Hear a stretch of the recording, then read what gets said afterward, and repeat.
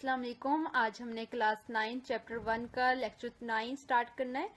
Lecture 9 में हमने पढ़ना है मास मेजरिंग इंस्ट्रूमेंट्स में। मास मेजरिंग इंस्ट्रूमेंट्स में मैं आपको क्या क्या पढ़ाऊंगी जी। बीम बैलेंस को हम पढ़ेंगे, physical balance, lever balance, electronic balance, stop watch, measuring cylinder, इन सब के बारे में हम 1 बाय 1 देखेंगे। सबसे पहले आ जाता है बीम बैलेंस। बीम बैलेंस एक ऐसा मेजरिंग इंस्ट्रूमेंट है जो कि पिछले वक्तों में जब हमारे पास एक्यूरेट मास मेजरिंग का कोई इंस्ट्रूमेंट नहीं था तो तब ग्रीक और रोम्स के लोग बीम बैलेंस को यूज किया करते थे। और यहाँ पर जो है 2 इसके पैन्स हुआ करते थे, एक लेफ्ट पैन और एक राइट पैन होते थे। और यहाँ पे जो है आपको एक रॉड नजर आ रहा है, इस रॉड को बीम कहा जाता है और इसी वजह से इसको बीम बैलेंस के नाम से इस इंस्ट्रूमेंट को करा जाता था। यहाँ पर हमारे पास एक पॉइंटर है, जो है आपको एक ब्लैक सा निशान अंदर नजर आ रहा है, ये नीडल है, ठीक है। नीडल से हम क्या करते थे, यहाँ पर एक जो है जीरो कुछ अमाउंट्स दी होती थी, कुछ डिजिट्स दिए होते थे और जीरो पे होती थी ये नीडल। तो यहाँ पर इसका मतलब ये था कि जो इन दोनों पेन्स में हमारे पास रखे हुए हैं मासेस वो इक्वल होते थे, बैलेंस होते थे। एक तरफ हम अननोन रखते थे बैलेंस और दूसरी तरफ हमारे पास स्टैंडर्ड मास होता था जो कि हमें पता होता था कि वो कितना है, ठीक है। और एक तरफ हमारे पास अननोन होता था जो जिसको हमने मेजर करना होता था। नेक्स्ट हम इसके और भी पार्ट्स को देख लेते हैं। ये देखिए यहाँ पर ये जो आपको नजर आ रही है ये स्ट्रिंग्स हैं इसकी, ठीक है। ये रस्सियां होती थी और यहाँ पे नीचे पैन्स होते थे जिसमें हम मास को रखा करते थे। और यहाँ पर ये अभी भी जो है वो नजर आता है, कहीं बहुत कम लेकिन है अभी भी, लेकिन कई जगहों पे इसको यूज किया जाता है और इसको तराजू बोला जाता है, ठीक है, उर्दू में। और यहाँ पर हमारे पास एक यहाँ पे ऊपर थंब व्हील होता था और इसको जो है वो इससे नीचे आए तो यहाँ पर जो बीम आपको इसमें दिखाया ये वाला बीम आ जाता है। और यहाँ पर हमारे पास जो है वो इसका पॉइंटर, यहाँ पे एक रस्सी होती थी उसके साथ नीडल जो है वो लटकाई जाती थी। और अगर वो जीरो पे होती थी तो उसका मतलब ये था कि हमारे पास जो दोनों तरफ के जो मासेस हैं वो इक्वल है। यानी अगर हमें एक तरफ हमने अननोन रखा हुआ है, लेफ्ट साइड पे हम अननोन रखा करते थे और राइट साइड पे हम स्टैंडर्ड मास रखा करते थे। वो मास जो हम खुद रखते थे, जैसे कि फॉर एग्जांपल एक हमने पत्थर रखा है, तब तो ये जो है यूनिट्स वगैरह नहीं होते थे, लेकिन पत्थर के मास के बराबर अगर हमने एक मास करना होता था तो हम क्या करते थे, एक साइड पे वो पत्थर रख देते थे और दूसरी तरफ जो है वो उसको अगर हमने गंदुम देनी है उस पत्थर के वजन के मुताबिक तो वो गंदुम हम उसके अंदर पैन दूसरे वाले लेफ्ट पैन में हम डाल देते थे। उससे क्या होता था कि जब जो है वो नीडल जो होती थी वो पॉइंटर वो बिल्कुल जीरो पर आ जाता था तो वो वहां उसकी वजह से हमें पता ये चल जाता था कि जो हमने गंदुम यहाँ पे मास जिसका कर रहे थे हम गंदुम का, वो इस ईंट के उस पत्थर के बराबर हो गया है। तो इस तरह से तब जो है वो चीजों को मेजर किया जाता था। तो ये बीम बैलेंस था हमारे पास। तो नेक्स्ट चलते हैं हम, जो कि है हमारा फिजिकल बैलेंस। फिजिकल बैलेंस जो है ये थोड़ा जदीद दौर में आया था। इसमें क्या था जी, यहाँ पर हमारे पास 2 पैन्स थे, यहाँ पर ये पैन्स होते थे, यहाँ पर एक प्लम लाइन थी और इस प्लम लाइन से ऊपर जाएं तो यहाँ पर हमारे पास इस साइड पे ये बैलेंस स्क्रू था, ठीक है, बैलेंसिंग स्क्रू थे। और अगर नीचे आए तो यहाँ पर हमारे पास लेवलिंग स्क्रू है। लेवलिंग स्क्रू से अगर हम इस तरफ जाएं तो यहाँ पर हमारे पास लेवल नॉब आ जाते हैं और लेवल नॉब से अगर हम ऊपर जाएं तो यहाँ पर हमारे पास स्टाइड अप आ जाता है, ठीक है। अब इसका काम क्या था, फिजिकल बैलेंस में हम किस तरह से जो है वो मेजरिंग करते थे किसी भी चीज को। तो बीम के साथ जो है वो पैन्स इसमें ज्वाइन होते हैं और बीम के साथ पॉइंटर भी, ये जो पॉइंटर है ये भी ज्वाइन हुआ होता है और हम बीम को 2 हुक्स के साथ रिप्लेस करते हैं, ठीक है। ये हुक्स आपको नजर आ रहे होंगे यहाँ पर, इन हुक्स के साथ हम क्या करते थे, बीम को रिप्लेस करते थे।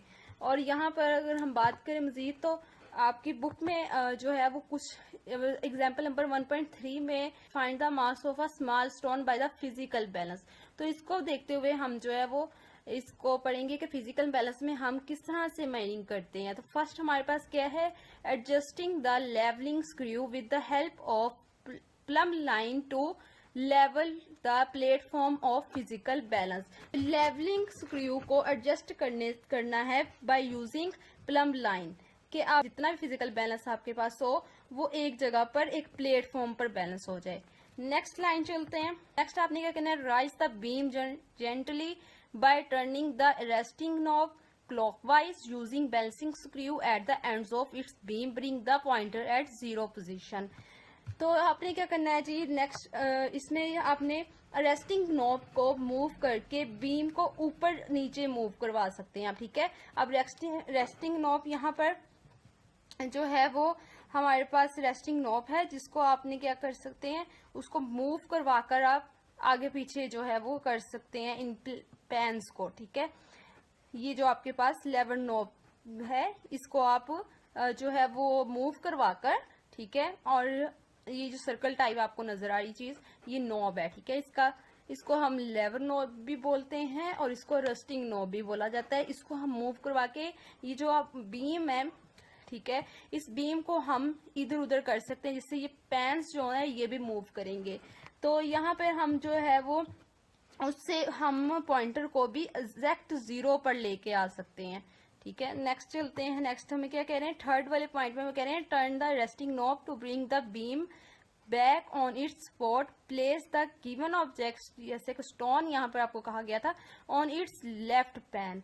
अब यहाँ पे वो क्या कह रहे हैं जी, वो कह रहे हैं कि लेफ्ट में, अच्छा इसके पहले पिछले वाले पॉइंट में वो ये भी बात कर रहे थे कि अगेन हम रेस्टिंग नॉब को एंटी क्लॉकवाइज मूव करवाकर बीम को रिप्लेस कर सकते हैं, ठीक है। कि हम अगर उसको एंटी क्लॉकवाइज मूव करेंगे रेस्टिंग नॉब को, तो वो दोबारा उसी जगह पर आ जाएगा, ठीक है। ये जो पैन्स है ये उसी तरह, बीम जो है वो उसी जगह दोबारा आ जाएगा, और ये जो पैन्स मूव किए थे बीम को मूव करवाने की वजह से वो भी अपनी जगह पर वापस आ जाएंगे। अब नेक्स्ट जो हमने पढ़ी थी लाइन, उसमें वो क्या कह रहे हैं थर्ड पॉइंट में, कि लेफ्ट में अननाउन मास रिप्लेस है और राइट में नो जो नाउन मास जो कि हम जिसको जानते हैं जो कि स्टैंडर्ड मास, अब हमने उसको रखना है, ठीक है। जैसे हम इन दोनों को रिप्लेस करेंगे तो हमारे पास क्या होगा, बीम राइज कर जाएगा, और अब अगेन बीम को लोअर करने के लिए पॉइंटर को जीरो पर हम बैलेंस करेंगे। यानी जैसे ही हम दोनों तरफ जो है वो बैलेंस तब होगा जब ये पॉइंटर जो है वो जीरो पे आ जाएगा, ठीक है। जैसे ही जीरो पे आएगा इसका मतलब ये है कि अब हमारे पास बैलेंस हो गया है। नेक्स्ट चलते हैं जी। नेक्स्ट पॉइंट वो क्या कह रहे हैं, balance place suitable standard masses from the wait box on the right pan. हाँ, ये वही बात की कि राइट पैन में आपने वो मास रखना है जो कि स्टैंडर्ड मास हो, जिसको आप जानते हैं, ठीक है। स्टैंडर्ड मास को हमने क्या करना है, राइट पैन में रखना है, और बीम को क्या करना है, राइज करना है। और जैसे बीम राइज होगा तो उससे क्या होगा, जो हमारे पास lower the beam if the pointer is not at zero, अगर दोनों ही बीम हमारे पास जो है वो रिप्लेस किया है हमने, और जो हमारे पास राइट वाला बीम है वो राइज हुआ है, तो उस और लोअर जोन से है उसको हमने क्या करना है, लोअर उसको दोबारा लोअर करने के लिए हमने पॉइंटर को जीरो पर रखना है। उससे क्या होगा, हमारे पास जब जीरो पे ही आ जाएगा दोनों, तो हमारे पास जो है ये पॉइंटर जीरो पे आ जाएगा, तो दोनों पैन्स इक्वल हो जाएंगे, ठीक है, बैलेंस हो जाएंगे। और जब बैलेंस हो जाए, नेक्स्ट पॉइंट को भी पढ़ लेते हैं, रिपीट एडिंग और removing suitable standard mass in the right pan till the pointer rest at zero on rising the beam. अब वो कह रहे हैं अगर ये जीरो पर ना आए, इस फोर्थ पॉइंट में उन्होंने क्या कहा था, इज नॉट एट जीरो, अगर वो जीरो पर ना आए तो अब हम क्या करेंगे जी, जो हमारे पास जो अननोन है, हम या फिर तो उस मास को बढ़ाएंगे या कम करेंगे इस पॉइंटर को जीरो पे लाने के लिए, या फिर हमारे पास जो स्टैंडर्ड मास था जो हमने खुद रखा था, जिसका हमें मास पता है, हमें उसको हम जो है वो कम या ज्यादा करेंगे, ठीक है, जिससे हमारे पॉइंटर जो है वो जीरो पे आ जाएगा। तो इसमें हमारे पास जब बैलेंस हो जाएगा तो अब हमने राइट साइड पर स्टैंडर्ड मास को सम अप कर लेना है, और जो हमारे पास आंसर आएगा वो किसके इक्वल होगा, वो अननोन मास के इक्वल होगा। हमारे पास यहाँ पर 6 वाले में वो यही कह रहे हैं कि note the standard masses on the right pan, their sum is the mass of the object on the left pan. कि जब हम बैलेंस हो जाएगा, जब हमारे पास जीरो पे जब आ जाएगी पिन पॉइंटर जो है, तो वो उसके बाद हमने क्या करना है जी, उसको राइट साइड पर स्टैंडर्ड मास जो है उसका सम अप कर लेना है और वो किसके इक्वल होगा, हमारे पास अननोन मास के इक्वल होगा। नेक्स्ट चलते हैं हम लीवर बैलेंस में भी हमारे पास इस तरह से 2 पैन्स होते हैं और यहाँ पर हमारे पास ये नीडल होती है, ठीक है। और नीडल से हमने क्या करना होता है जी, इसको हमने 0 पे लेकर आना होता है, ठीक है। 0 पर हम इस नीडल को तब लेके आएंगे जब हमारे पास दोनों बैलेंस जो है वो इक्वल होंगे, ठीक है। यहाँ पर जो है फॉर एग्जांपल आपने इनको जो है वो देखा भी होगा शॉप्स पर कि यहाँ पर 1 किलोग्राम 2 किलोग्राम की उन्होंने वेट रखा होता है। तो यहाँ पर हमारे पास जो है वो फॉर एग्जांपल हम गंदम ले लेते हैं, जब ये दोनों इक्वल तब होंगी जब हमारे पास नीडल जो है वो 0 पर आ जाएगी, ठीक है। तो वो उस वेट के इक्वल हमारे पास अननोन मास आ जाएगा, ठीक। मजीद जदीद दौर जब आया तो हम इलेक्ट्रॉनिक बैलेंस आया। इलेक्ट्रॉनिक बैलेंस में हमारे पास ये एक्यूरेट मेजरमेंट देने वाला एक इंस्ट्रूमेंट, मेजरिंग इंस्ट्रूमेंट अब जो कि हमें बहुत सी शॉप्स में देखने को मिलता है। इसमें वेरियस रेंज होती हैं, मिलीग्राम, ग्राम्स, किलोग्राम, मुख्तलिफ हमें ये मिलता है ग्राम, ठीक है। तो इसमें रेंजेस अगर आप देखें शॉप वगैरह में जो हमें मिलता है, एक जो करियाने की शॉप होती है वहां पे अगर हम देखें ग्लोसरी की, तो वहां पे हमें ये किलोग्राम वाला मिलेगा। और अगर हम देखें एक गोल्ड की शॉप पर, जहाँ सोने की सुनार की शॉप पर, तो वहां पे ये हमें मिलीग्राम वाला मिलेगा, ठीक है। और ये रेंजेस किस पर डिपेंड करती हैं कि हम क्या चीज मैयर कर रहे हैं, ठीक है। तो उसके मुताबिक जो है ये हमारे पास इलेक्ट्रॉनिक बैलेंस अवेलेबल होता है। अब यहाँ पे हमारे पास इसकी बात करते हैं कि ये काम कैसे करता है। तो ये काम जो है इसकी वायर आपको एक साइड से थोड़ी सी नजर आ रही होगी। तो ये वायर जोन सी है, हम इसको जैसे ही स्विच में लगाते हैं और ऑन करते हैं तो उससे क्या होता है कि इस सबसे पहले तो हमने ये चेक करना है कि ये 0 पर, यहाँ पर हमारे पास जो जैसे ये ऑन होता है तो ये 0 है। तो अगर ये 0 है तो इसका मतलब ये बिल्कुल ठीक काम कर रहा है, ठीक है। तो जैसे हम ऑन करते हैं स्विच को तो यहाँ पर हमारे पास 0 आ जाता है। 0 पर नहीं होगा तो हम इसको खुद सेट करेंगे। फिर इस पैन के ऊपर हमने क्या करना है, ये जो हमारे पास पैन है, इस पैन के ऊपर हमने अननोन बैलेंस को रखना है। और फिर नीचे हमारे पास क्या होगा, यहाँ पे रीडिंग डिस्प्ले हो जाएगी, ठीक है। इस जगह पे हमें रीडिंग डिस्प्ले हो जाएगी। पहले वाले हमने जितने भी मेजरिंग इंस्ट्रूमेंट देखे उसमें 2 पैन्स थे। ये जो इलेक्ट्रॉनिक बैलेंस आया ये एक्यूरेट एक तो मेजरमेंट देता था और दूसरा इसका पैन भी एक था, ठीक है। और इसमें हमारे पास जो थी वो डिजिटल तरीके से हमारे पास जो मेजरिंग थी वो डिस्प्ले होती थी। यहाँ पर अब आगे बात करते हैं स्टॉप वॉच की। स्टॉप वॉच में जो है सबसे पहले इसकी डेफिनेशन को देख लेते हैं। It is use to measure the time interval of an event. ये एक ऐसा मेजरिंग इंस्ट्रूमेंट है जो कि टाइम इंटरवल को मेजर करता है, ठीक है। किसी भी इवेंट के टाइम इंटरवल को मेजर करने के लिए यूज किया जाता है, वो स्टॉप वॉच कहलाता है। टाइप्स ऑफ स्टॉप वॉच की देखते हैं तो हमारे पास 2 टाइप्स हैं। एक मैकेनिकल स्टॉप वॉच है और सेकंड इज हमारे पास डिजिटल स्टॉप वॉच है। सबसे पहले मैकेनिकल स्टॉप वॉच को देखते हैं। मैकेनिकल स्टॉप वॉच में हमारे पास इस तरह से ये एक स्टॉप वॉच था जिसमें हमारे पास यहाँ पर एक बटन था जिसको प्रेस करते थे, ठीक है।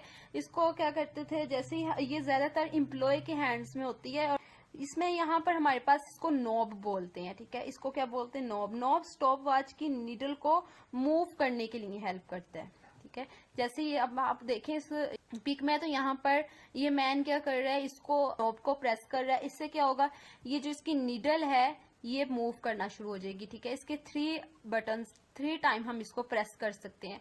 1 टाइम प्रेस करेंगे तो ये स्टार्ट हो जाएगा, दूसरी बार प्रेस करेंगे तो स्टॉप हो जाएगा। फॉर एग्जाम्पल जैसे कि ये इस पिक में देखें तो ये 5 पे स्टॉप हुआ है, ठीक है। और अगर हम इसको 3 टाइम प्रेस करें तो ये रिस्टार्ट हो जाएगा, ठीक है। दोबारा से जो है वो 0 पे आ जाएगा, ठीक है। और फिर दोबारा से आप इसको उसी तरह से स्टार्ट कर सकते हैं। तो यहाँ पर मैकेनिकल स्टॉप वॉच की तो बात हो गई, यकीनन आपको इसकी समझ आ गई होगी। आगे चलते हैं जी, आगे बात करते हैं डिजिटल स्टॉप वॉच की। तो डिजिटल स्टॉप वॉच में हमारे पास इसी तरह से इलेक्ट्रॉनिक बैलेंस की तरह जैसे हमें वहां पे एक डिस्प्ले होता था डिजिटल तरीके से, इसी तरह यहाँ पे डिजिटल स्टॉप वॉच में हमारे पास जो टाइम इंटरवल था वो डिजिटल तरीके से डिस्प्ले होता था, ठीक है। तो इसमें हमारे पास जो है ये भी हमारे जो एम्प्लॉयज वगैरह के हाथ में ज़्यादातर हमें देखने को मिलती है। जैसे अगर कोई हम जैसे कि फॉर एग्जांपल एक हमारी रेस लगी है, तो वो जब शुरू हुई है तो हम उसको स्टार्ट कर लेंगे और जैसे ही वो खत्म होगी तो हम उसको फौरन से स्टॉप कर देंगे और फिर देख लेंगे कितना टाइम इंटरवल क्रॉस किया है। ये आपकी बुक में लास्ट मेजरिंग इंस्ट्रूमेंट दिया गया है जो कि है मेजरिंग सिलेंडर। यहाँ पर सबसे पहले हम मेजरिंग सिलेंडर के बारे में थोड़ा सा पढ़ लेते हैं कि ये ग्लास और ट्रांसपेरेंट प्लास्टिक सिलेंडर, ये ग्लास का बना होता है, शीशे का ट्रांसपेरेंट प्लास्टिक सिलेंडर होता है। ट्रांसपेरेंट का क्या मतलब होता है? ट्रांसपेरेंट में हम यानी आर पार जिसमें से हमें जिस ग्लास में से नजर आ रहा हो उसे ट्रांसपेरेंट वर्ड यूज किया जाता है उसके लिए, ठीक है। तो हमारे पास नेक्स्ट बात करते हैं जी। नेक्स्ट है स्केल्स अलोंग इट्स लेंथ। अच्छा जी, इसके लेंथ को फाइंड करने के लिए यहाँ पर स्केल्स इसके ऊपर बनाया गया है, ठीक है। तो इससे हम लेंथ भी किस चीज की फाइंड कर सकते हैं। डिफरेंट कैपेसिटीज होती हैं फ्रॉम 100 ml टू 2500 ml। इसमें हमारे पास डिफरेंट कैपेसिटीज का होता है। अगर आप देखें इसको कैपेसिटी कितनी है 100 ml है, ठीक है। तो ये डिफरेंट कैपेसिटीज में हमारे पास 100 ml से 2500 ml तक अवेलेबल होता है। और हम अगर फोर्थ पॉइंट की बात करें तो वॉल्यूम ऑफ लिक्विड। अच्छा, जैसे कि आप इसमें देखें तो ये वॉल्यूम लिक्विड का वॉल्यूम फाइंड करने के लिए ये यूज किया जा रहा है यहाँ पर, ठीक है। इस वाली पिक में अगर आप देखें, नेक्स्ट भी मैं आपको दिखाऊंगी। नेक्स्ट वीक में हम इसको सॉलिड के लिए भी यूज करेंगे। वॉल्यूम ऑफ पाउडर्ड सब्सटेंसेस, इसको पाउडर से कोई भी पाउडर सब्सटेंस, फॉर एग्जांपल जैसे कि नमक है पाउडर, वो भी पाउडर ही होता है, ठीक है। तो उस तरह से उनका भी वॉल्यूम, हम किसी भी सब्सटेंस जो पाउडर फॉर्म में हो उसका भी वॉल्यूम फाइंड करने के लिए हम मेजरिंग सिलेंडर को यूज करते हैं। किसी लिक्विड के वॉल्यूम को हम मेजर करने के लिए, उसका वॉल्यूम मेजर करने के लिए हम मेजरिंग सिलेंडर का यूज करते हैं। वॉल्यूम लास्ट पॉइंट है हमारे पास volume of irregular shaped solid. अगर कोई भी इरेगुलर सॉलिड शेप है, फॉर एग्जांपल जैसे कि मैं आगे आपको दिखाती हूँ। यहाँ पर हमारे पास जैसे कि एक की है, ठीक है। और इस की को मैंने क्या किया, सबसे पहले हमारे पास था सिर्फ इसके अंदर एक लिक्विड था, ठीक है। जैसे कि फॉर एग्जांपल वाटर ले लेते हैं, तो वाटर को मैंने इसके अंदर 50 ml डाल दिया। अब इसके अंदर मैंने क्या करना है, इस की को डालना है, ठीक है। इस की को मैंने यहाँ से उठाया और इसको इसके अंदर डाल दिया। अब क्या होगा, जितना ये पानी ऊपर जाएगा, जितना ये लिक्विड स्केल पहले 50 था, अब कितना है 60 हो चुका है, ठीक है। तो यहाँ पर इसका मतलब ये हुआ कि इस की का कितना वॉल्यूम है 10 ml, 10 ml इसका वॉल्यूम है, ठीक है। तो इस तरह से हम वॉल्यूम को फाइंड कर सकते हैं। उम्मीद है आपको आज की वीडियो अच्छी लगी होगी। Thanks for watching my video. Allah Hafiz.